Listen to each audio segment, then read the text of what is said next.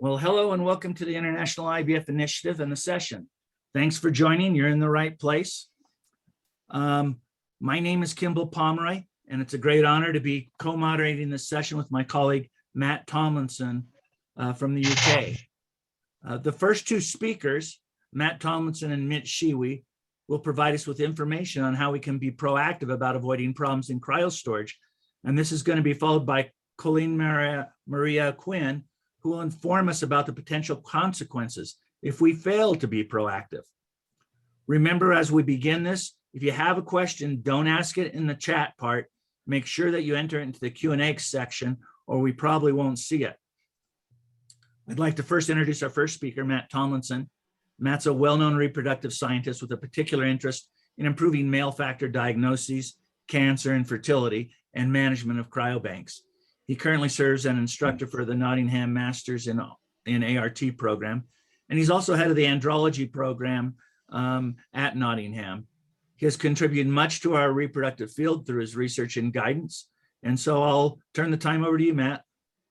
Well, thanks, Kim. The feeling's mutual. It's an honor to co-present with you. For those of you who don't know Dr. Pomeroy, he's got a huge reputation in the field. He's a scientific director of the World Egg Bank and lab director for 2 IVF centers. He's lectured at many meetings and co-authored a number of papers dealing with risks and cross-contamination during cryostorage, clinical value of embryo morphology, and microbial contamination. Okay, let me share my screen.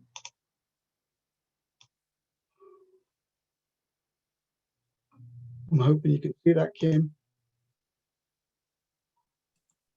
Looks good.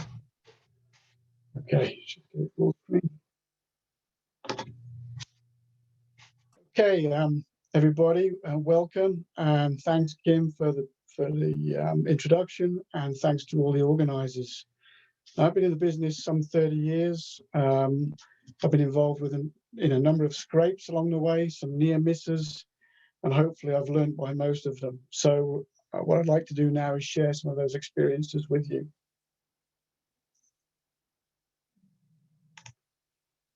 I'm going to give you a general overview of the risk assessment, risk management process, very briefly, talk about what can go wrong, particularly with respect to the entire facility, the equipment you use, process and procedure. And we're going to move on to talk about some real incidents. And we're talking about the areas of highest risk, the most prominent, the ones that have received the most publicity.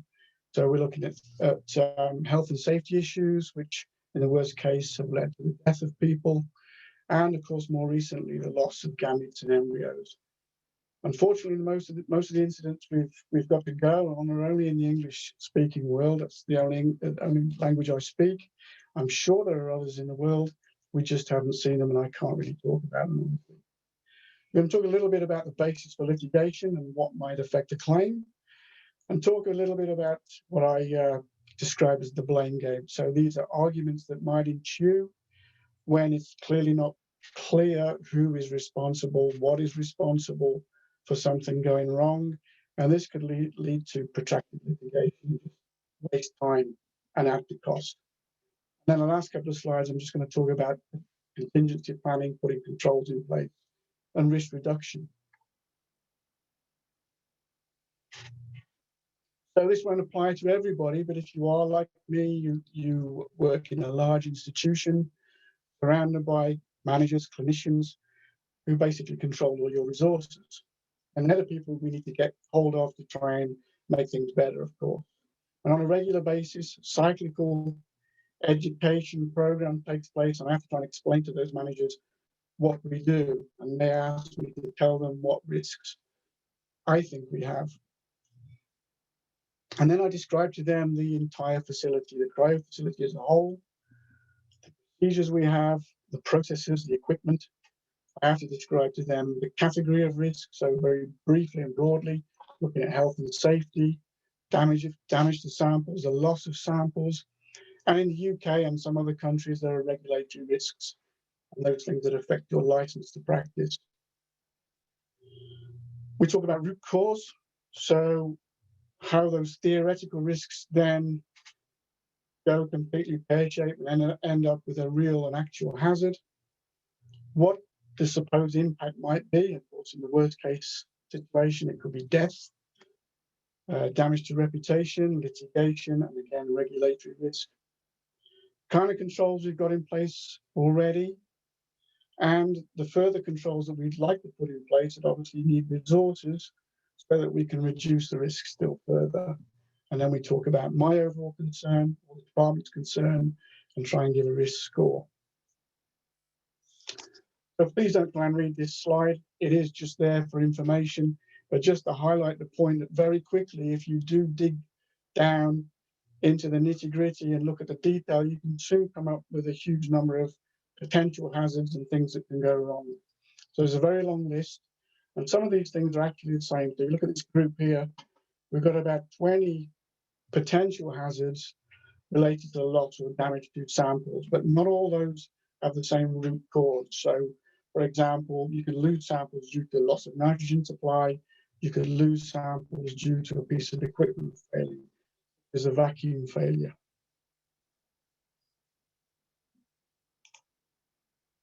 So then we developed some broad categories related to health and safety, of course, physical injury, asphyxiation, burns, explosion, and so on. The damage to samples, loss of samples, essentially premature thaw. This can be affected in single patients, multiple patients, several vessels at once, so lots of patients. It could be due to premature disposal of samples because you don't identify them properly. And you could have problems with poor procedures related to freezing and thawing. Misidentification or loss of samples, effectively it's loss of samples still. It could be the label drops off, inadequate labeling, illegible labeling, risks associated with consents and record keeping. So again, we have regulatory risks related to the expiry of consents, and that could lead to inappropriate disposal or actually the opposite, inappropriate retention. So keeping somebody's samples stored when they don't really want it. And then, of course, overarching all those things, and something that is affected by all those things going wrong, potentially is your own business. The overarching risk, loss of reputation, the effect on the business, and of course, things like litigation and so on. So we get the same sort of answers every time in our institution and other institutions like them. Do these things really happen? Are you a complete doom monger? Well, in my mind, if you're going to be a risk manager in any way, shape, or form, you are a bit of a doom monger by the very nature of it. And there is a bit of skepticism out there, but all this is backed up by a review, a survey we did some 10, 15 years ago, where we revealed amongst UK IVF centres there was a degree of institutional complacency, and we also felt there was a degree of managerial complacency within the institution, but the managers of the IVF centres themselves, and haven't really accounted for things that can go wrong. I won't dwell on health and safety issues for long. Most of you are aware of most of these, but I have to mention them because some of them have been disastrous. And these three, where staff have died, are all in the ART field, okay? And usually these things relate to things like failure to have any kind of adequate facility at all, any kind of formal training. The facility has poor ventilation, space, oxygen monitoring, and so on, and a lack of emergency procedures if something goes wrong. The main take-home point from this is really that we know about these things now. There's no excuse. They're well publicized, and these should be controlled for within your risk assessments and your risk management practice. Now, I know we don't have fantastic established guidelines for good practice in relation to cryopreservation as a whole, but we do have standards and we have things written into law in relation to things like confined spaces, so confined space regulations. And we have guidance as well in the UK, and I'm sure there are some in other countries from places like the British Gas Association, who give us some really good guidance on the use of cryogenic vessels, pressure vessels, and how to design a facility. And very briefly, again, another example of a health and safety problem within our field caused by pressure events. So, and there are a number of documented incidents in relation to things like explosion of a pressure vessel. So this one was a long while ago now, 1992, but it was a large bulk pressure vessel that essentially led to the thing, everything went catastrophically wrong in terms of the valves not working properly, the relief valves, and it exploded and fragments of metal were found over 300 meters away. So things can go very wrong. Vessels can implode as well. There are incidents of that going on. Something we still see commonly in relation to explosive risk, cryogenic vials. It's practice that shouldn't happen, but people still store them in liquid nitrogen against manufacturers' guidelines. They should be stored in the gaseous phase. It's still common to see these immersed in liquid nitrogen. Of course, the nitrogen can get trapped inside the vial when you take it out, and when it warms, there's a 700-fold expansion from liquid to gas, and it goes bang. And there are reports of people being blinded by things like this, but we still do it, still goes on. Not all of these things get shared. Unfortunately, there's not always a great sharing mechanism. We do have an incident sharing mechanism in the UK, but it's obviously something we should be sharing internationally. But we do know about these things. They are well publicized. You've only got to go on Google for 10 minutes and you find these things.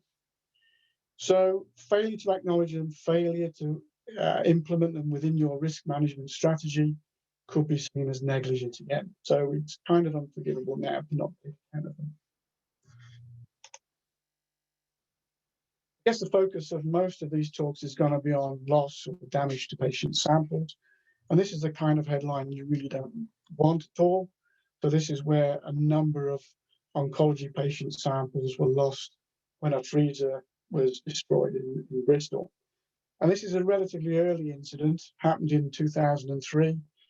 And it's one of these vessels here. So it's a dry store vapor refrigerator that failed to fill because its sensor was faulty. Its fill sensor didn't work. It failed to fill over a weekend, went dry, warmed up, and of course all the contents were destroyed. And after a number of years of protracted litigation, the trust were found guilty, negligent. The scientists involved were sacked, lost their job, and they were found negligent on the basis of a lack of emergency procedures and inadequate monitoring and alarms and so on. One question I would kind of put forward is, were they totally to blame in 2003? It was still relatively early in terms of these events going on, and I think they were possibly harshly treated. And these are the reasons. It was in 2003. And these items of equipment, and we had them as well in the late 90s, were generally provided by kind of general scientific supply companies, not the experts, okay? And they were sold around the place as the best thing we could use to solve all our capacity problems, and they filled automatically, fantastic. But they were associated with other potential problems. I'm not sure all these companies really appreciated the risks associated with using these automated fill systems, especially in relation to the liability that could arise with the storage of gametes and embryos. Worse still, the manufacturer of these vessels was aware there was a fault, and in fact it became subject of a national incident bulletin from the UK regulator, the MHRA, equipment regulator, and they did redesign its level sensors. I'm not sure how much warning they gave the Bristol unit about the potential pitfalls, what can go wrong with these things, or how much training they gave them. So I really thought at this time there was really some shared liability there. Yes, the staff could be trained better and it should be better institutional awareness, but really the manufacturer stroke supply should be advising those purchasers on potential contingencies in the event of failure, and go with the assumption that no matter how good a piece of equipment they think they've got, it can go wrong.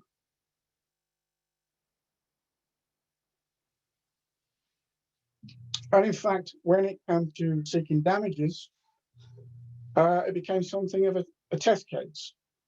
Went to court, of course, and in terms of the ethics surrounding ownership of sperm and defining those losses, it became very complicated. And the judge could not make it fit in legal terms and basically dismissed all the 6 original claims for mental injury, distress, and the loss of a chance of fatherhood.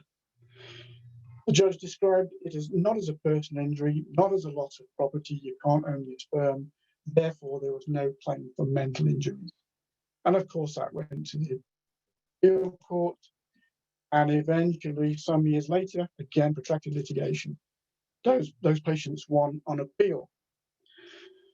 The judge in this case agreed that it was not a personal injury, but for the purposes of the claim, claimants had ownership of their sperm for some very specific reasons. And I'll just read those out now. You can read these in the report. It's very interesting. It became something of a test case. Basically, they alone generated and ejaculated the sperm. They could, by consent, direct it not be used in certain ways. They could direct the destruction, disposal of the sperm, and they had the primary right in relation to the use of that sperm. So the judge described this as what, in legal terms, as gratuitous bailment. I'm sure Colleen, our legal expert, who's speaking in a little while, will give us more information on this if I get it completely wrong. But in my mind, it's essentially the safe transfer of possession of something. So it's a bit like giving your bank your money for safekeeping. They don't own it, but they keep it safe for you, hopefully. And again, the judge said that the hospital chose to take possession of the sperm. It expressly assumed responsibility for the careful storage of the sperm.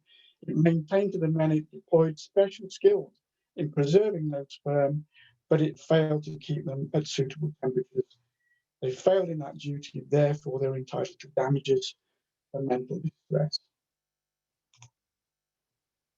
And of course, that being a test case, then the results of that were borrowed by other cases that were pending, that were being dragged through the courts very, very slowly.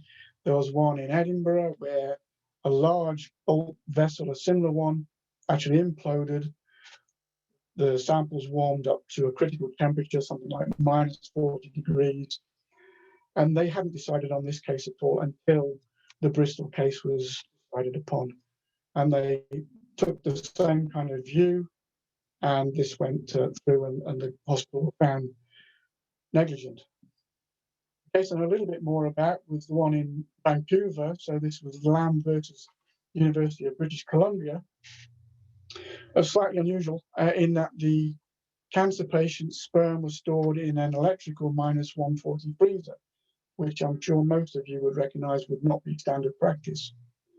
They had a power failure. There was no power backup, so no UPS, uninterruptible power supply, no liquid nitrogen backup, which you can have with some of these freezers, and no emergency procedures at all.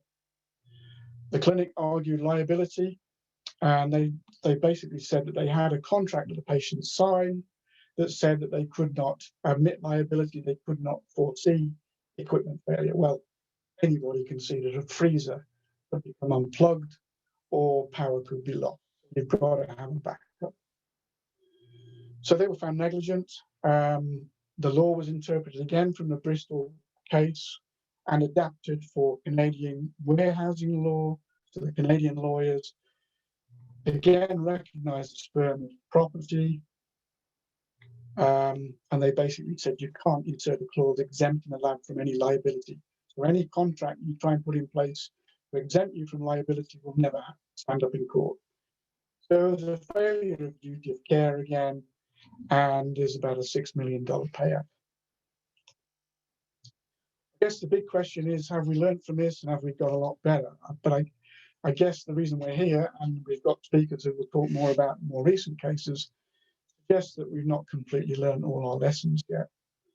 There's a case in Chicago a few years ago. This has just started to come to the stage of deciding on compensation. And I think the first payout was last year and was $1 million to a single patient. And of course, there are many, many claimants involved with that case. The cases in San Francisco and Cleveland about 3 years ago, where oocytes and embryos were lost. Very similar incidents. I think they occurred on the same day. I think you'll hear a bit more about these from Mitch and Colleen. They all suggest there's room for improvement, and Colleen will tell you a bit more about the damages that are being claimed in those cases. So you can see there's less forgiveness now. We know an awful lot more about these incidents. There's more information sharing. You could describe the Bristol guys as a little bit unlucky and maybe naive, but now we've got prior knowledge of these cases. There's no excuse for you not taking these examples and integrating them into your risk assessments and your risk management. How can we mitigate against a claim? How can we reduce the damages? It's all about really showing how negligent you are, or whether you've been negligent in the first place, and that's really defined as a failure of a duty of care or provide an accepted standard of care at that time. And that'll certainly go worse for you if you've got no formal risk management in place, no contingency planning, and you're not following the best standards of the time. So clearly the case in Vancouver with the -140 freezer would not be counted as accepted standards. Failure to provide adequate training, of course, formal and documented training, poor procedures for purchasing vessels, maintaining vessels, and a lack of formal emergency procedures. And of course, failure to learn from all these high-profile events, kind of unforgivable. So those things really now should be built into our risk assessment and risk management. So I'll just give a couple of slides, if I may, just quickly, a few suggestions that we may have learned along the way that may be useful for you. And if we've learned anything from any kind of more recent installations, it's to try and involve the experts in these installations. Avoid using multiple suppliers, multiple companies. And what you really want is an end-to-end solution, or what they call a turnkey solution. So the same supplier providing your insulated vacuum pipeline, your pressure vessels, your storage vessels, and all your electronics and bells and whistles and monitoring equipment. There's clarity and responsibility and who manages what. So those guys will manage the system, the facility, and you have responsibility locally. So locally, you would have a named supervisor, contact details displayed on the outside of the facility. Obviously, again, that training word, retraining, even if it's only internal, you can't get external training. And of course, institutional engagement, because you need that for the resources to put them right.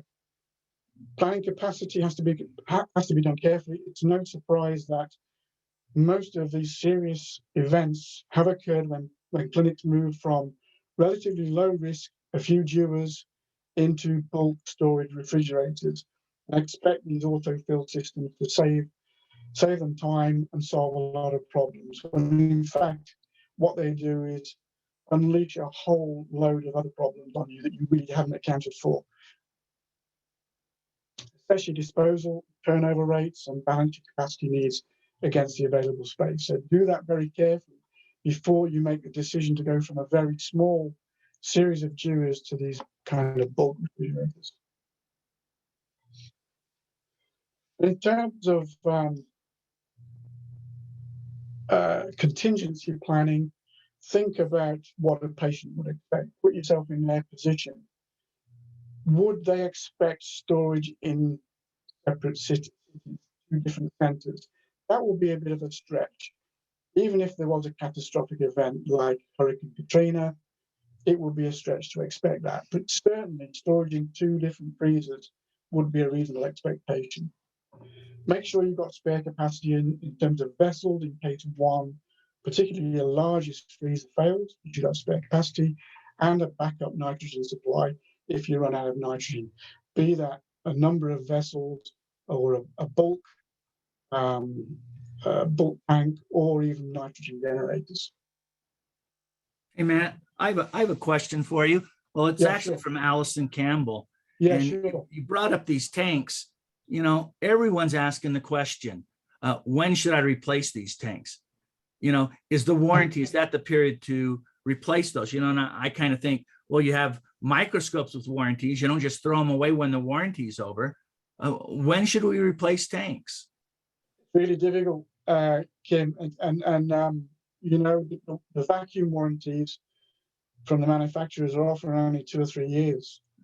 You either decide to have what I consider to be a fairly wasteful replacement program, or you monitor the vessels routinely on an ongoing basis and make your decision based on past history. I mean, Mitch may have a different view, but we've had no vessel failures. We've had vessels that are not in use now, but were 20 years old, 25 years old with no problems. You know, you can monitor them carefully, look at their performance, but there's no completely right answer. I know clinics that replace these things after 10 years, but even that could be considered wasteful, a lot of money. You can get the things repumped. There are companies that will repump the vacuum, check them over. You can decommission them, have them serviced, and recommission them. All a possibility. As you know, there's probably a lack of guidance on that.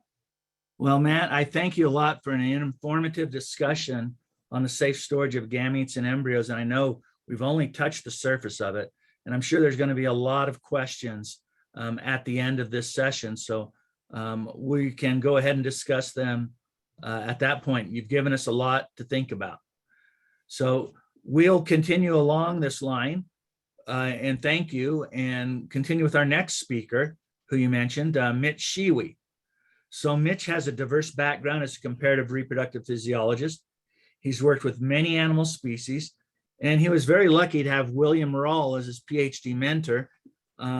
Mitch has actually co-authored articles with both well-known William Rawle and Gregory Fahey, and he's developed a non-commercial vitrification system called the microsecure vitrification system that, if you're not acquainted with it, take a look at it. It's a nice system. He's a specialist in cryobiology, and he's lately focused his attention on cryostorage issues in our industry, while also being the laboratory director of an Ovation Fertility Clinic in Newport Beach, California. So Matt, I will turn the time over to you for your lecture. Thank you. Thank you, Kim. I appreciate it. Kind words. And I'd like to thank the I3 organizers and Giles Palmer for allowing me the honor to come back again during a cryogovernance topic. And again, I'm going to focus on applying the KISS principle to cryostorage and quality management, and focus my attention today on how innovative technologies may be approached from an ethical and liability perspective. I do serve as a scientific advisor to innovative cryo enterprises and to a new upstart company called Boreas, which has its space in cryo monitoring. As Dr. Tomlinson has discussed, there is a need for comprehensive cryogenic management, and we've discussed this previously and published a paper on best practices. So I will not be addressing that today. In short, if you simply have secure visibility of your specimen, of your tanks, you have sound daily practices of monitoring, and you have a reliable monitoring alarm system, you're probably going to be in pretty good shape. Today, I'd like to address the topic of moving innovation toward clinical practice. And this was addressed in a recent publication from the Ethics Committee of ASRM. And in short, whether it's a device system, a technique, or a new equipment, I think for our use today, I think it's important to balance the benefits and harms, and to look at avoiding conflicts of interest and assessing the data and the results from an unbiased perspective.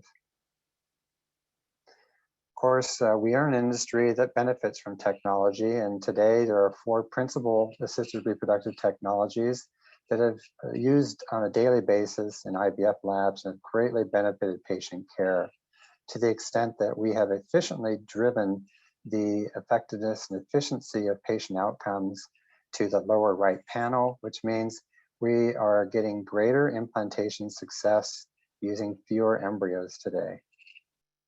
And what that also means is that we have more embryos in storage, fewer embryos being thawed and being maintained in long-term storage. So our sample population is growing and we're all running out of space, as we've discussed in the past.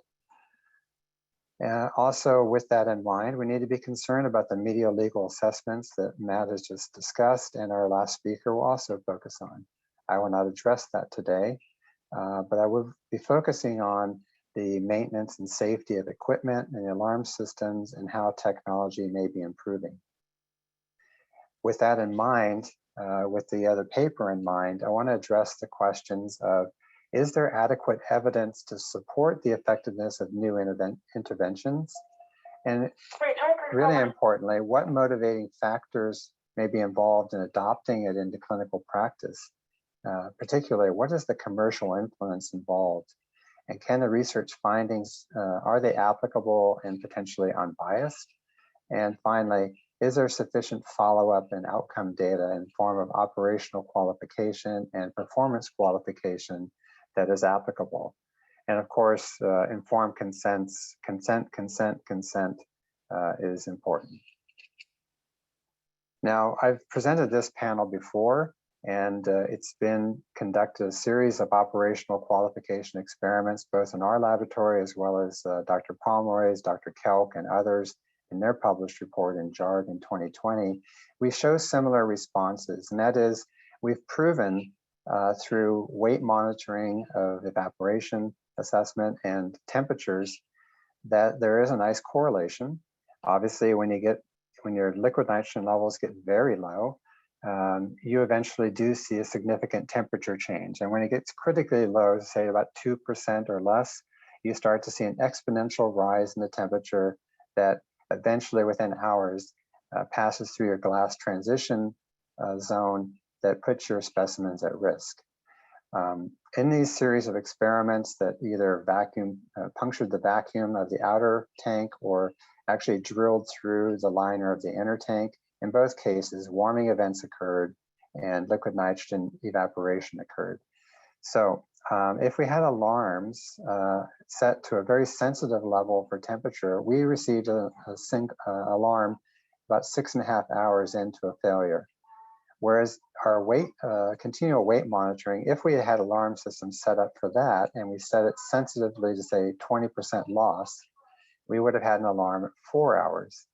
But interestingly enough, we all noticed that if we had had an alarm set outside the tank, an external temperature of the, say, perhaps set at 5 to 10 degrees centigrade at the neck of the tank, we would have received an alarm within 10 to 15 minutes. So these are all important considerations. It involve another consideration for weight, and this helps answer one of the questions that Dr. Tomlinson just had, is that we're using weight as an objective measure, as opposed to also, you could use your dipstick measures routinely, but weight is an objective measure that allows us to assess evaporation over time. And so here's the collection of average week evaporation rate on both control new tanks as well as treatment aged tanks. And our aged tanks were very reliable. After 17 to 20 years, we were just putting them into retirement and conducting experiments. But we determined that we could gain information by looking at these mean rates of loss. And we've come up with an index of 2.5 evaporation rate as a cutoff for whether a tank should be retired internally. Now, there's also the subject of liability, which has obviously been touched on and will be talked about more after my talk. And so I will not be covering that today, but I do want to look at technology in respect to the concerns that we've presented in the past about the lack of checks and balances and quality management, missing samples, unreliable inventory control, and incomplete quality control, quality assurance. I'll start with the topic of weight measurement. We've been in this space for a few years. We've had weight carts, very industrial, very heavy duty, But as I told my liquid nitrogen carrier, they need to be more refined. They need to be put into the base plate, into the roller base of all tanks, so it's applicable to all labs around the world. But unfortunately, they haven't done that. Their software system hasn't really developed very well. So we get these nice graphs, but we don't really have a lot of, we're not able to access the data and do much with it. So I'm happy to say there is a new company that is, after 3 years of effort, has come out with a really eloquent weight-based system that can be put into roller bases. It is Wi-Fi compatible. It has a cloud-based server that accesses information and conveys information. So your alarms can come to you via text, email, or by phone. And more importantly, they've developed the software to be very informative and educational and interactive with the user. So you can monitor all your tanks. You can look at individual tank performance over time. And you can, more importantly, you can set your alert levels for a certain amount of weight loss and be notified. Now, changing directions to the topic of inventory control. This has been discussed quite a bit in the past year. We're all familiar with some of the technological advancements as they have been discussed as far as RFID technology, allowing us to have complete traceability and inventory of specimens while they're in storage, which is great, as well as automated placement and retrieval of specimens via robotics, also very cool. But along this line, we need to still ask these questions to ourselves as to what are the challenges we would be facing with these new innovations? Are they practical? What is the physical size and manageability of the equipment? Does it fit through my doorway? Can I easily put it in my lab? Do I have enough ceiling space? Can I manage the equipment in an emergency? Do I have adequate backups? Do I have to change the way my samples are stored? So in an emergency, am I going to be presented with challenges on how to manage those specimens quickly to alternative tanks? And also, based on our original schematic of weight loss under tank failure, what type of tank am I using? Is it a vapor tank or is it a liquid tank? If it is a vapor tank, am I going to have enough time to respond emergently? To the right-hand panel here, you can see there's actually another new tank in the realm of possibility. It's a smaller tank system, which is nice for users like myself that's used to small tanks. It's interesting because this particular tank involves, it also has robotics, but it also has self-generating nitrogen capability. It uses NASA technology to replenish its liquid nitrogen continuously. It's a liquid-based tank, so your samples are always submerged in liquid at the level of the canister, and it regenerates itself. Being a smaller tank, it's a little more manageable in an emergency, and so you could take out the canisters and if you had to, put them into the middle of your other tank. So there are ways to handle emergencies in a smaller tank. And then finally, I just want to talk about how we're all running out of storage. We're all running out of places for our specimens. Our laboratory space is not growing, but our inventory is. So however you're going to manage that. There is a new tank in the marketplace that's worth noting that's called the IVF 76. And what's cool about it is there are engineers that put some thought into the IVF industry and have specifically designed this high capacity tank that has a low profile, so it's easy for embryologists to get into the specimens. There's an LED light that lights up the specimens, and there's a very user-friendly monitoring system that's Wi-Fi based platform, has a cloud, and you can retrieve all your data. You have your alarms and monitoring that can be automated. And so you can see the tank in the background, and what's really, it is the highest capacity small tank storage system out there. It is a liquid-based tank. You could also set it to vapor, but you can set it to 20 inches and be above your canisters. But just as an example, the two large storage tanks seen in the background is typical series 6000. You can fit 2.5 of those into this one tank. And in the average small doer system like the 4711s you see on the left there, you can fit 6.5 to 7 of those in this one tank. So this is pretty cool. It's an opportunity to, in a small footprint, increase your storage capacity.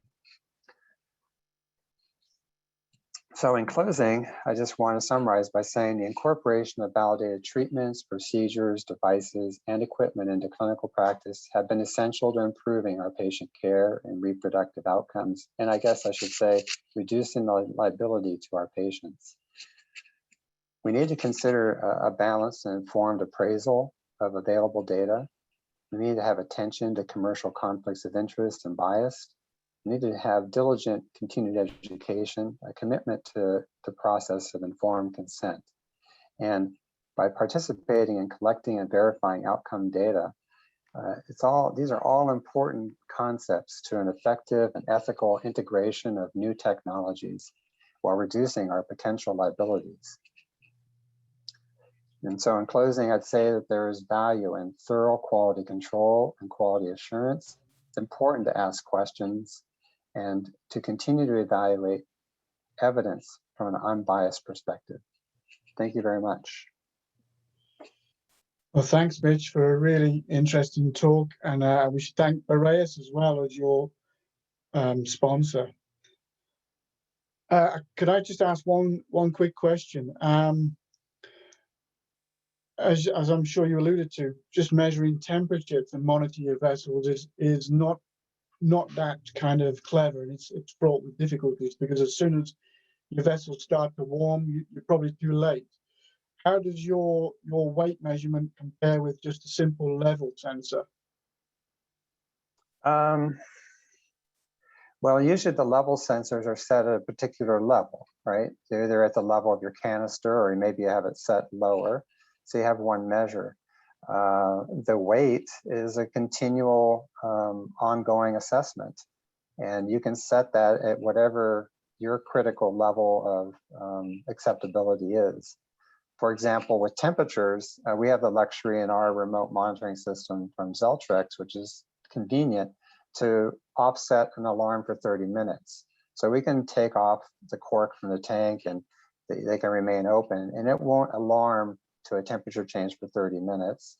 But then you put it back on, and eventually you'll get an alarm at 6 or 7 hours if you had a problem.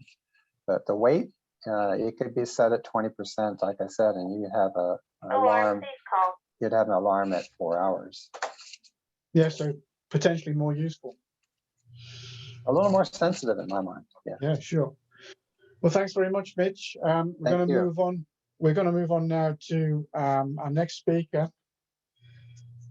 And this is Colleen. Colleen's a lawyer of considerable experience and practice in the areas of personal injury, medical malpractice, employment, family formation, and estate planning. She's a background in commercial litigation and insurance coverage. She is the recipient of numerous awards and accolades, including Best Lawyers and Best Law Firms in America. And she's going to talk about when systems fail, liability for lost and mishandled gametes and embryos. Great. Thank you so much, Dr. Tomlinson. And thank you, everybody, for having me here today.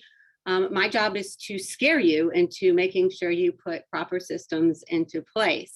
So we're going to talk about when systems fail, the liability for lost and mishandled gametes and embryos.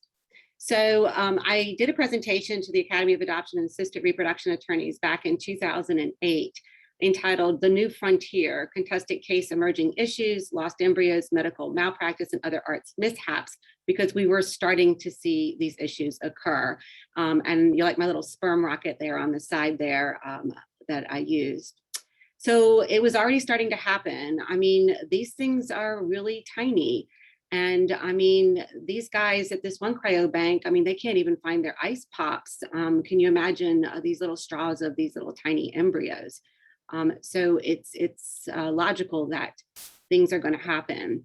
So my first lost embryo case in 2006, the client's story was they had stored their embryos for 8 years. They had 2 children that were several years apart that were carried already from the same batch of embryos. The intended mother prepares her body for transfer at great cost. And when the transfer procedure goes to occur, of course, what happens? The clinic can't find the embryos. So the clinic had a limitation of damages provision, and given my background in commercial litigation and insurance coverage issues, but also practicing in the area of assisted reproductive technologies, I became really intrigued about, can a clinic or cryobank, can they limit their damages in these cases? And so a lot of research went into what we call liquidated damages clauses. And in this case, the contract did contain a limitation of damages provision.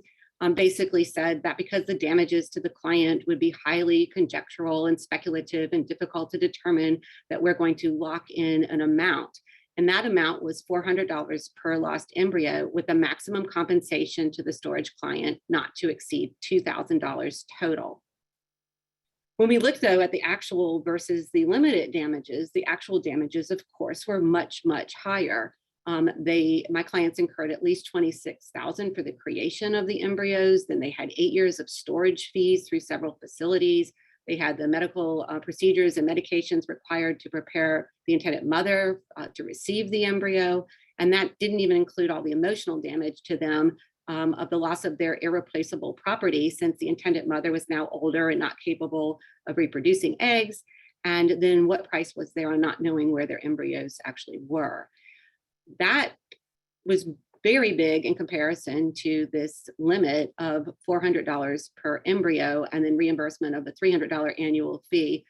So the liquidated damages clause, if enforced, would only allow my clients to recover $1,100. Are such liquidated damages clauses enforceable? Generally not. At least that's the law in the United States, and it tends to be the law everywhere. So whether the stipulated sum for a breach of contract is a penalty depends on whether the sum is reasonable and in proportion to the damage that probably will result from the breach. So liquidated damages provisions are generally unenforceable if they are not reasonable estimates of the prospective damages. And the court can compare the amount stipulated with the probable damages from a breach to determine whether the stipulated sum was arrived at as a result of a good faith endeavor to estimate the damages, or was fixed for some other purpose. So was the sum agreed on a reasonable forecast of the just compensation for the harm caused by the breach? And in this case, it was not. So then I looked to see, is it possible that embryos are considered goods? And in the United States, does the Uniform Commercial Code apply? Well, even if the answer was yes, the UCC provides that damages for breach by either party may be liquidated in the agreement, but only, again, at an amount which is reasonable in light of the anticipated harm caused by the breach, the difficulties of the loss, and the inconvenience or non-feasibility otherwise obtaining an adequate remedy. So basically, the UCC said that if it was an unreasonable liquidated damage provision, then it was not going to be enforced. So then, because I represent clients, patients, but I also represent clinics, I became more intrigued. Was it possible that the clinic could be considered a warehouseman? And would the embryos be considered goods under Article 7 of the UCC?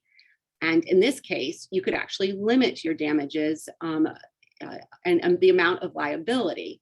However, typically, the clinic is not going to be considered a warehouseman, and the embryos are not going to be considered goods. This argument would help to limit clinic or cryobank liability, but the courts have found that the clinic is not a warehouseman under the UCC.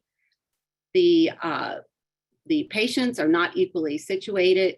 Businesses are businessmen like the clinic is, and it's not the type of situation where the goods are replaceable.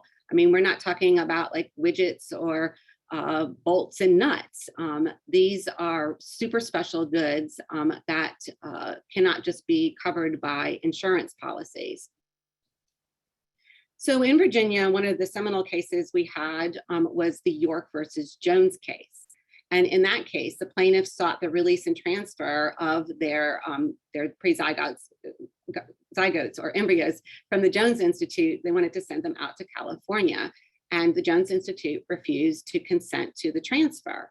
So the plaintiffs brought several different causes of action. They brought allegations of fraud, severe emotional distress due to breach of contract. And they brought accounts of quasi-contract and detinue and even a Section 1983 claim. Some of those claims were found to be deficient, but other claims were allowed to go forward. And so in the contract provision, it basically, the contract tried to limit the patients to 3 fates for their pre-zygotes. And that was basically, they could only allow them to be donated to another infertile couple. They could be donated for approved research investigation, and they could be thawed, but not allowed to undergo further development. And there was nothing that said whether they could be transferred to another facility. So the court looked at whether these 3 fates, this limitation on these 3 fates, could actually be enforceable. And the court found that the cryopreservation agreement created a bailment arrangement. And Dr. Tomlinson referred before to a couple of causes of action, and one of those was a bailment type action. So here, the court said that it was a bailment, and that basically the agreement should be strictly construed against the clinic, that is against the Jones Institute, because they drafted the agreement. And then in the case, the court basically found that the clinic could not restrict the options for what might happen to the embryos to just these 3 fates. The court also looked and recognized an element of a detinue action. And here are the elements of a detinue action in Virginia, which tend to parallel detinue actions throughout the United States. And in a detinue action, the plaintiff must have a property interest in the thing sought to be recovered, the right to immediate possession, the property is capable of identification, the property must be of some value, and the defendant must have had possession at some time prior to the institution of the act. And so if the property is in the possession of the bailee, an action in detinue accrues upon the demand and refusal to return the property. And so in this case, the court recognized the detinue action in York versus Jones. So going back to my case, where my couple in 2006 went to transfer the embryo into the intended mother, only to find that the clinic had lost the embryos, we alleged claims of breach of contract, bailment, detinue, negligence, and negligent infliction of emotional distress. And of course, we also established that the liquidated or limited damages provision would not be enforceable. And the case settled for an undisclosed sum, which was which I can't tell you the amount, but it was way above that $1,100 limited damages clause that was in the agreement. So what value do you put on lost embryos, especially when no one can say where they went?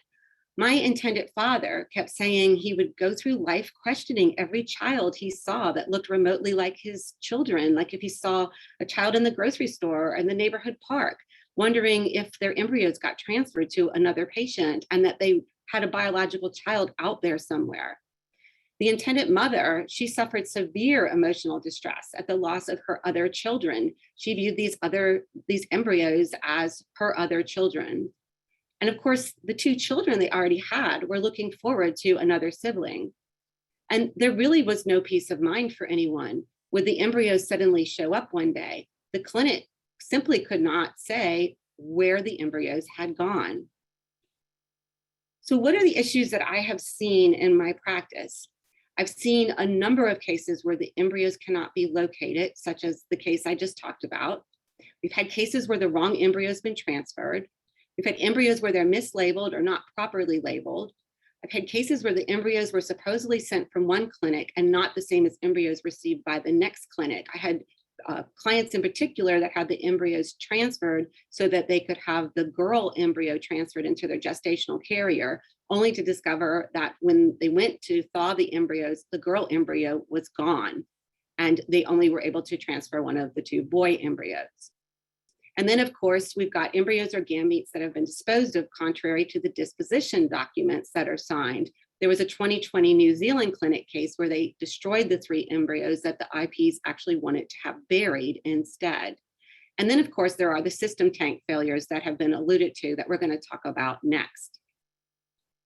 So the summary of the primary theories that are being advanced for lost or destroyed gametes and embryos include claims of medical malpractice, breach of contract, bailment, negligent or intentional infliction of emotional distress, wrongful death, general negligence, negligence based on physical injury, loss of property, property-based detinue, wrongful life, and even fraud. So now let's talk about the massive storage tank failures in both Cleveland, Ohio, and in San Francisco, which, as Dr. Tomlinson mentioned, amazingly happened for some reason on the same day.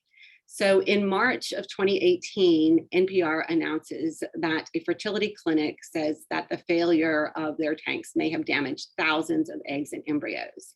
The fertility clinic said that a problem with the liquid nitrogen in one of its storage tanks may have damaged thousands of frozen eggs and embryos, triggering calls and letters to more than 400 concerned patients of the Pacific Fertility Center.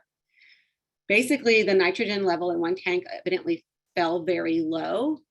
And the fertility clinic's president told ABC News that an emergency filling immediately took place and that the tank contents were then transferred to a fully functioning tank. However, in the end, about 3,500 eggs and embryos were lost.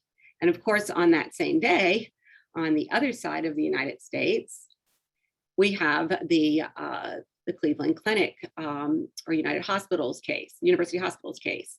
So the New York Times headline the same day reads 4,000 eggs and embryos are lost in the tank failure. So the catastrophic failure of the storage tank in Ohio caused the apparent loss of more than 4,000 embryos and eggs, and about 950 patients were affected by the failure, in which the temperatures rose and an alarm did not go off. At least that was what the University Hospitals Cleveland Medical Center told the patients in a letter that was sent to the patients. And in the letter said, "We are heartbroken to tell you that it's unlikely any are viable." What we know, somewhat know, because the Cleveland Clinic cases have been kept very, very secret, and I actually was hired as an expert witness to help put together the damages for these patients. All of these cases have been settled out confidentially, and then most of the documents filed in the lawsuits with the courts have been placed under seal. But what we generally understand is that the lab director is 3 years later is now coming forward, and he's blaming most of this on human error, including that the staff ignored the fact that the tank had been misfunctioning or malfunctioning for weeks, and that somebody had actually turned off the alarm system. So it appears that the Cleveland Clinic cases were in large part due to human error and not so much on behalf of the tank manufacturer. So we looked at the economic costs, since I was hired as the expert in several of these cases, and also to put together a general schematic of what the economic damages would look like.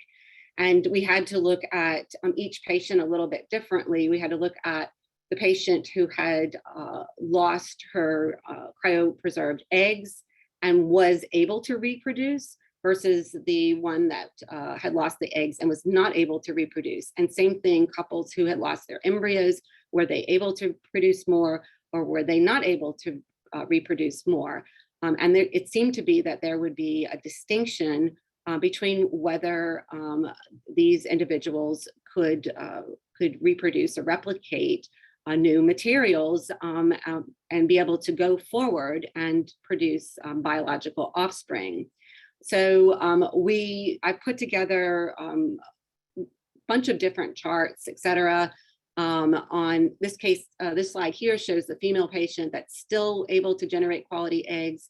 We looked at her past damages of what went into the creation of the eggs that had been lost.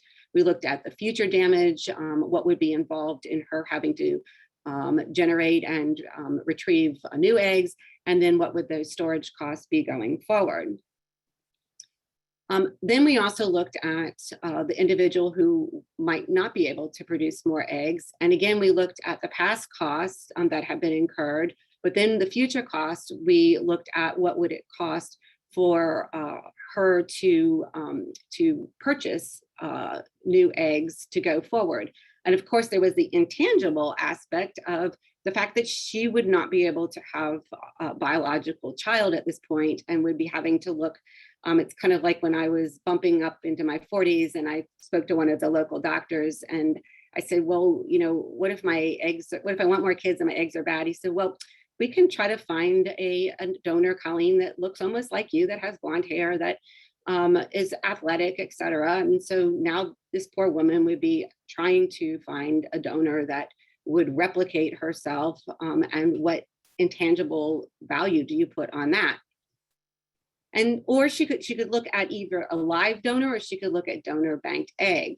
And then of course we had the what ifs. What if the donor didn't produce any eggs or produced minimal eggs or had an adverse reaction to the medications? And then we also looked at what if the woman who had lost her eggs just simply decided, at this point, I just want to do an adoption. And so we laid out what the costs and risks, et cetera, would be for that person to go forward and adopt rather than carry their own child or use a gestational carrier. So we got kind of caught up to some extent in these economic aspects without focusing quite as extensively on the emotional toll. So going back to the San Francisco cases and the Pacific Fertility Center, when these matters finally went in front of a jury, because nobody really knew what value to put on these lost gametes and embryos. Well, now, wow, lo and behold, this year, June 11th, the Washington Post headline reads that the jury awards $15 million in a landmark case over the embryos, the eggs destroyed in the fertility clinic tank failure out in San Francisco. And what was interesting about that award was that less than $1 million was for the economic damages, but $14 million was for the pain, suffering, and emotional distress to go to the 3 women and the married couple who had lost their embryos, total of five patients affected. And in that case, the jurors found that the manufacturing defect was, the manufacturer was mainly to blame for the tank failure, and found the manufacturer of the tank, which was Chart, 90% responsible and negligent for failing to recall the malfunctioning part, finding that was a substantial factor in causing the harm. And the part was a controller that monitored the liquid nitrogen levels. The jury found that Pacific Fertility was found 10% negligent and responsible for the harm. And then each of the 3 women who lost their eggs were awarded about $2 to $3 million apiece, while the couple who lost their embryos were awarded $7.2 million. And so what does the Pacific Fertility verdict tell us? Well, it tells us that the actual economic damages that I was working so hard to put together for those Cleveland Clinic cases really didn't matter quite as much compared to the emotional, mental, and the loss, mental anguish and the loss of potential life damages. During the trial, the woman and the couple described their pain from the loss. And I was fortunately on a panel with the American Bar Association with Adam Wolf, who was the lead attorney in that case. And he talked about how each of these folks, when they testified on the stand, it was just so gut-wrenching. And this one woman, one of the plaintiffs in the case, Chloe Poynton, I guess is how you pronounce her name, she lost 9 eggs. And at the age of 39, what quality would she have at this point? And she said, quote, "It's really painful to be at a baby shower, celebrating someone else's family being built and knowing inside you'll never get that. So you just start to pull back, you start to isolate." So when I did the panel with Adam, I asked him, did the jurors really make any distinction between the plaintiffs in terms of whether the plaintiffs could replicate more eggs or create more embryos? Was that actually a factor in the verdict? And Adam said that they made no distinction whatsoever. Instead, the verdict really signaled that the juries clearly place a high value just simply on the loss of potential life. And so this verdict is scary. And it should scare most fertility clinics and cryobanks into ensuring that the absolute top-notch procedures, mechanisms, et cetera, are put into place, as we've already heard from Dr. Tomlinson and Dr. Shuey. So the nice thing about the Pacific Fertility Clinic case is that we are now able to see that there is a high value put on the loss of these embryos and eggs. So we know going forward that this is precious material that really needs to be protected, because there is definitely potential for large liability if these are not adequately protected. So love this little cartoon. This little embryo, all it wants is a womb somewhere. These are precious goods, these embryos in storage, and we as the keepers need to ensure that all the adequate measures are put into place. Thank you.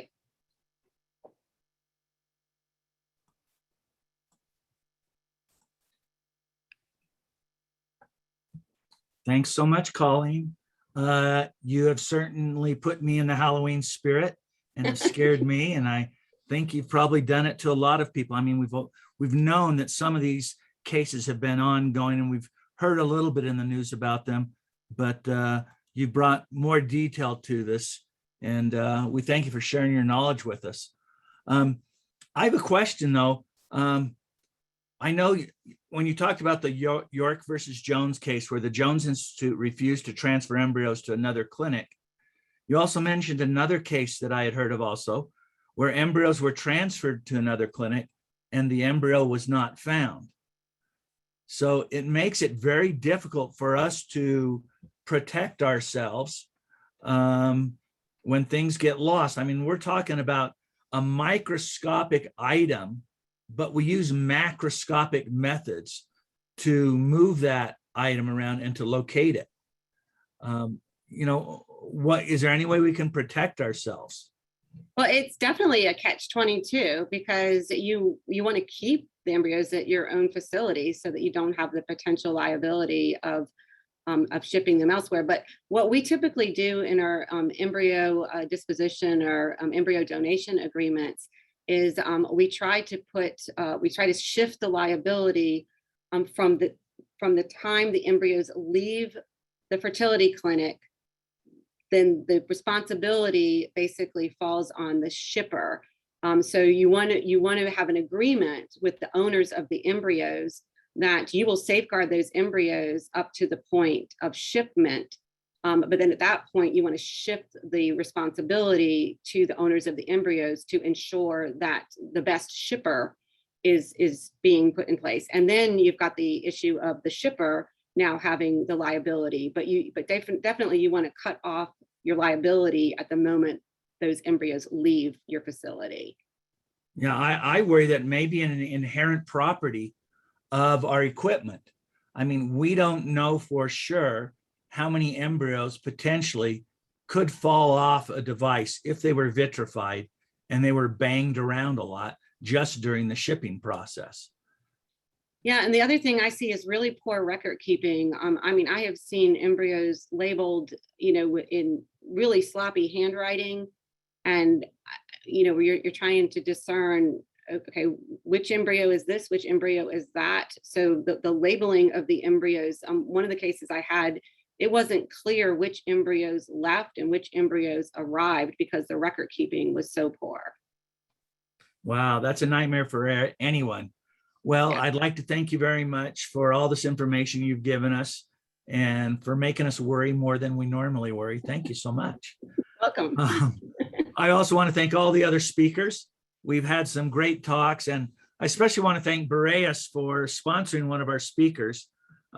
It's nice when there is someone in the commercial venue that will come out and help educate embryologists. And now I think it's time that we open up this session to questions. So remember to enter those questions into the Q&A part of Zoom. You can tell us who you direct that question to. And myself and Matt will read those questions and then get some responses from you. So I want to mention something really quick. Mary Beth from Chicago wants to make it clear that the Cleveland Clinic and University hospitals are completely different facilities. I know a lot of us that don't live in Cleveland, we get mixed up all the time between them. So I just wanted to bring that up. My apologies, Mary Beth. So let me start with a question. If I can find it here. It looks like it disappeared. Maybe a question for Matt. So are you on, Matt? Yeah, I am. Yeah, sure. Okay, so I know you did a lot of surveys in clinics in the UK. I mean, probably most of us have read the important papers that came out from you looking at labeling and misplaced samples. And you found a high percent of missing samples. You may want to mention how high that was because it shocked me. And maybe that's what's led to, you know, our focus on labeling better and witnessing. So how much do you think has changed since your studies? You know what? It would be a good thing to do to follow it up. It's a few years ago now, but I think things have improved. I mean, there are improvements in labeling systems, witnessing systems, RFID tags, and so on. I think it's high time we looked again at some of those things. It's not a common occurrence. Certainly, you know, we report things centrally in the UK. We have to by law. It's not something I've seen a huge increase in. It was definitely reported in the early days, but I wouldn't really know at the moment. But I think based on the equipment that's now available, I think things have probably improved. All right, thanks. Do you want me to just, sorry, Kim, do you want me to just answer the question just below that? Yeah. There's a question about excessive witnessing. I think it probably refers to when you're doing a full-scale audit of the material in your freezer and taking samples out to read labels, and of course the possible damage and harm you can do to the samples while you're doing that. It's the question. I'm not sure who it's from, but it says, does it increase the risk of early warming? And I think it definitely does. It does depend on what you're storing the material in. But as you probably know, the small straws, they warm very quickly. They cool very quickly because of their surface area, but they also warm very quickly. So you have to have some kind of strategy to try and prevent damaged samples when you are trying to read them, either read them under liquid, or as some clinics have, they have what we call an audit tray, a very cold aluminium tray on the top of a large bulk refrigerator, which keeps them cold while you're looking at them. But of course, if you're wiping a warm finger over a frosted label to try and read it, it will warm the sample. So yeah, you should be avoiding that. And I think we do a little bit too much of that kind of auditing, because I think it's a double-edged sword. It does pose a risk to samples. Wow. You know, on that note, Matt, you mentioned vapor. We talked about vapor tanks being at risk of the emergency catastrophe, but also on the daily basis when you're pulling samples in and out, you know, when you have a liquid tank, you've got your goblets and they're holding nitrogen around your devices when you pull them out. It gives you some buffer of security, which is lost from these vapor tanks. So that's just another thought process.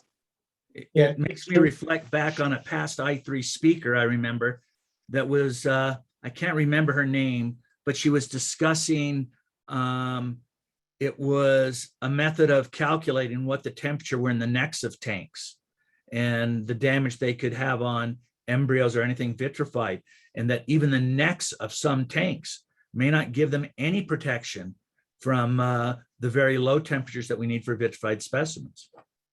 Yeah, because if they're sitting at -50 or -40, you're putting your samples at risk.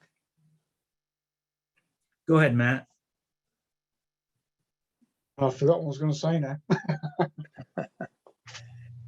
Okay, well, I've got a question here for Mitch Shiwi from one of our most regular attendings. This is from Feroso Kesopoulou from Greece. And he asks, is there a way to check for vacuum leaks in tanks apart from the evaporation rate? I remember someone at another webinar mentioned checking the temperature on the outside of the tank. Yeah, thank you, Professor. I don't know if I have the exact answer to that, but I know, like, for example, Cryocentury, which we've heard discussed at these talks before, has an external monitoring of temperature with infrared, I guess, scanning. So it's possible that the temperature change may be present with those gas leaks. I'm not an expert on it, but CryoSentinel would pick that up from an external environment. But on that note, I also want to mention that I know there's another question in here from Bronte Stone and others asking about the alarm and monitor of the external temperature around the neck. And I should mention that Boreas has also thought this through based on the type of data that Kim and Don Kelk and I have presented, and the value of that room temperature drop having an early alarm. Boreas is putting in their antenna device outside the tank around the neck, a temperature sensor. So that will be built in, as well as the external temperature monitor sensor that would alarm at a critical temperature.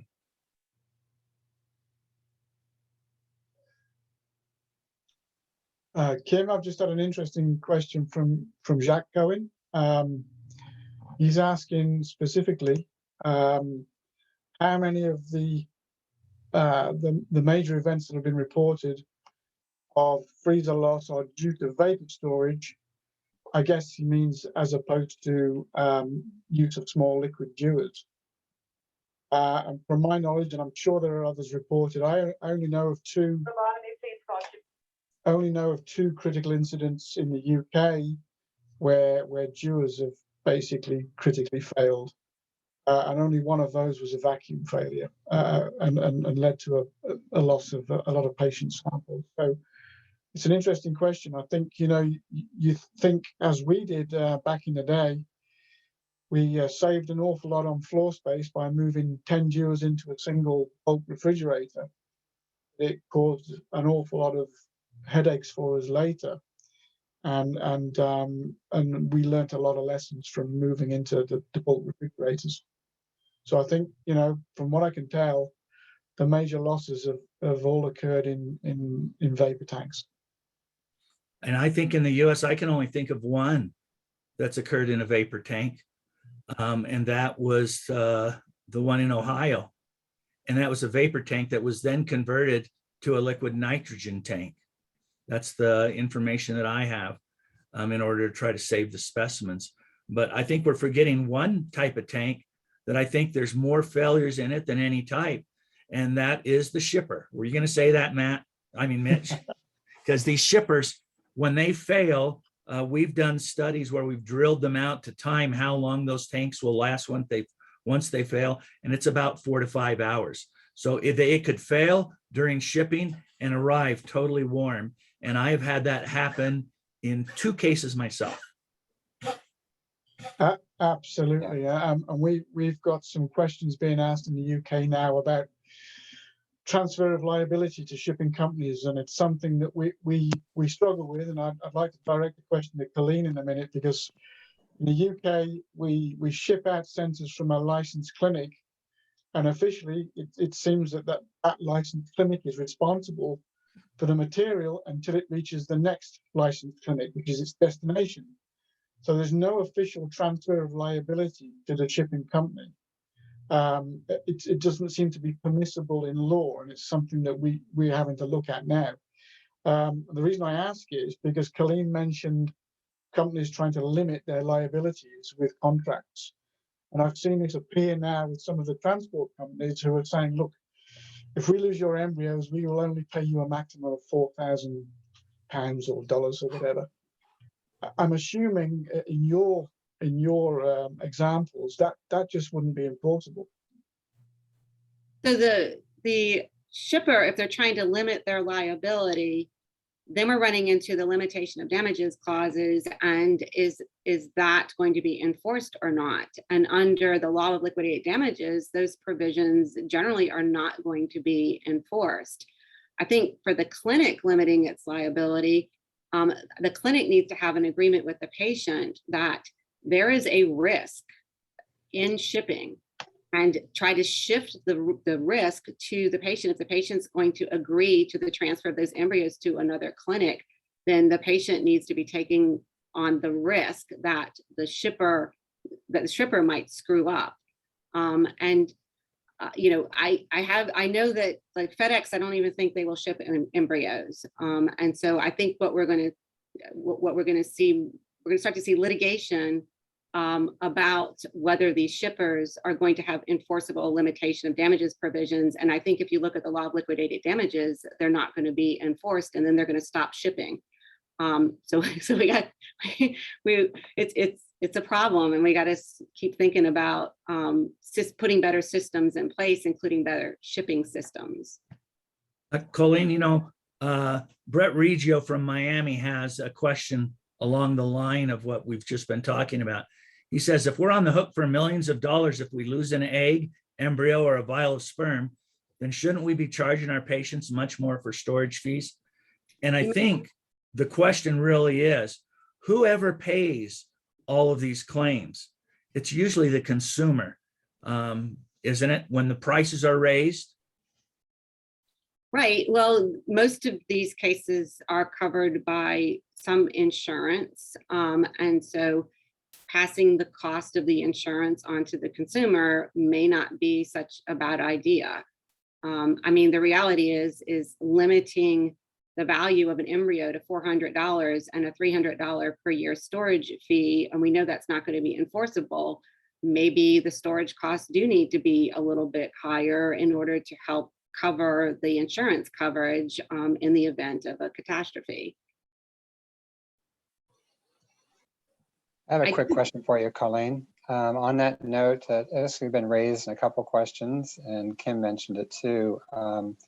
When we're transporting specimens between facilities, especially these vitrification devices, especially the open systems that have been proven to be knocked off their device during shipment, actually, we typically do have patients sign a waiver of liability to us that these devices are coming from an outside lab. We cannot be held responsible to their non-recovery, Is that valid? I mean, is that going to hold up in court at all? Yeah, so there's assumption of the risk by the patient if they decide that they're going to have their embryos or their gametes shipped elsewhere. And so making that decision to ship them elsewhere and making them clearly aware that there is a risk in such shipping, the courts generally will uphold such sort of agreements, where you're consenting to something that you know is going to entail a risk to your gametes or your embryos. On the other hand, the mere storage of their gametes and embryos at the clinic itself, they're not taking on the risk of a loss that the clinic should have put in proper protocols to ensure that their gametes or embryos would be protected. But now there's this new risk involved in the shipping, so that the clinic can have valid waivers and releases signed by patients who do want to ship their gametes or embryos elsewhere. Right. Can we pass this liability onto the patient and get out of the shipping business as IVF clinics do something like Norfolk did and say, we don't ship, but you need to bring in a full tank that you've tested, and you need to have it filled with liquid nitrogen, and you arrange the shipping? That's one way to limit liability. What I predict is that we're going to start to see more shippers specializing in just this type of transport. But I do think that the clinics probably should get out of the risk of shipping. Right. And I know shipping companies that are, newly evolving, that are taking it to the degree like like Cryoport or IVF Cryo is providing shipment via medical carrier now. So it's being hand delivered as if it's transplant material. It's being considered that preciously. And it's much more expensive. Yeah, well, Yeah. there is that. Right. Well, you may have to pay more to safeguard that they're going to be transported without any demise. Yeah.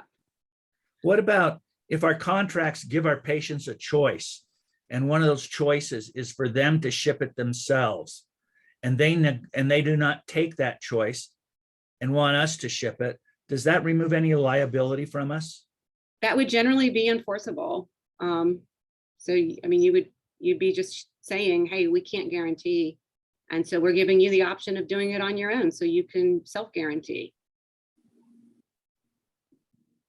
Yeah. Mitch, on another note. Yeah.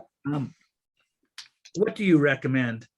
A vapor storage system or a liquid nitrogen storage system? This comes up from a question from the audience. Yeah, I'm full-heartedly opposed to vapor storage. I mean, I've been, as you and I have gone back and forth over the years, in the animal industry, I was a very strong proponent of the import-export regulations that were developed in animals to safeguard against transferring pathogens via liquid nitrogen. That has not bore out to be valid over time, as we've discussed, and we recently wrote in our follow-up paper in 2020. So I think the concern about liquid nitrogen storage is negligible, but the risk of vapor storage is great. So with that in mind, I'd be opposed to vapor storage. On that note, though, I do want to mention some of the questions that are coming through on my end, that the Marea system, as far as weight management, would apply to a vapor or a liquid tank. Depends on how you set it up. You have control of how you monitor and how you set your levels of sensitivity.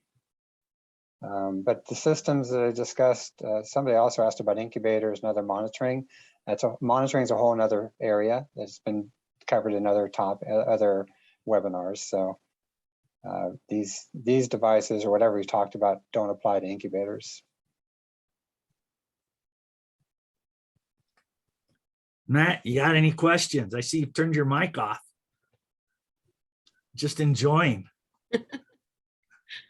I did have a quick question I was going to answer. There was a question about seeing calls in Ohio from legislators for around-the-clock on-site monitoring, and what would be acceptable monitoring, or is everything a personal fault? I think when we look at the law of negligence, the first thing is, has the clinic or facility, have they put into place the most state-of-the-art equipment? So the key thing is, are you purchasing state-of-the-art equipment, or are you keeping up with what is the latest technology? Because that's generally going to be the applicable standard of care. Is, you know, have you purchased the best technology?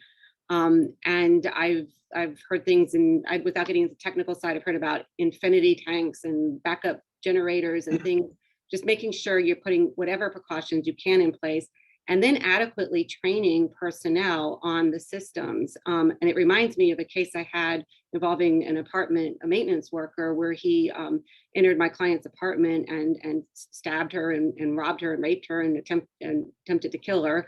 And when we looked into the key lock system, the apartment complex had purchased this fancy key lock system, you know, state of the art. It was awesome. It was top notch. But then when I asked if anybody ever picked up the manual, none of the staff had even read the manual. And when I asked, well, what was the code for accessing the system? And one maintenance guy said, well, it was 10 ones in a row. So the next step is, you know, after purchasing the state of the art, is making sure that staff are adequately trained, et cetera, on that. And I don't think round the clock monitoring is going to be expected. Nobody is expecting that this is going to be absolutely foolproof. But you can avoid liability by, one, having the best technology, and then two, making sure everybody's trained on that technology. And if we look at the difference between the San Francisco case and the University Hospitals in Cleveland, not Cleveland Clinic, but the University Hospitals in Cleveland cases, The one in Ohio really involved negligence by the staff in terms of the knowing the tank was malfunctioning, somebody turning off the alarm. When we look at the San Francisco case, 90% of liability was placed on the manufacturer because of a faulty part. So, we look at those two cases and we learn from them in terms of putting the best systems in place that we can. And if you put in the best system in place that you can, and you can show that to the jury, hey, we purchased the best, we trained everybody, we did our best, then typically you're going to avoid liability. Well, thank you so much for all the participation from everyone, for those that have attended this webinar, and especially for our speakers, for Colleen, Quinn, Mitch Shiwi, and Mathew Tomlinson. I want to again thank Boreas for sponsoring part of this session, and the organizing committee of this initiative, I3, who produced these webinars. And that's Jacques Cohen, Peter Naj, Giles Palmer, Thomas Elliott, Marianne Civetes, and Shaista Sendruden. Kim, I'd like to join you in thanking those people, but one last question for you. Where's the best place in the USA to get green chili chimichangas? Rosa's in Phoenix, Arizona. No. Someone's been giving you notes, cribbing. Really. Thanks, guys. Thank you. Thank you.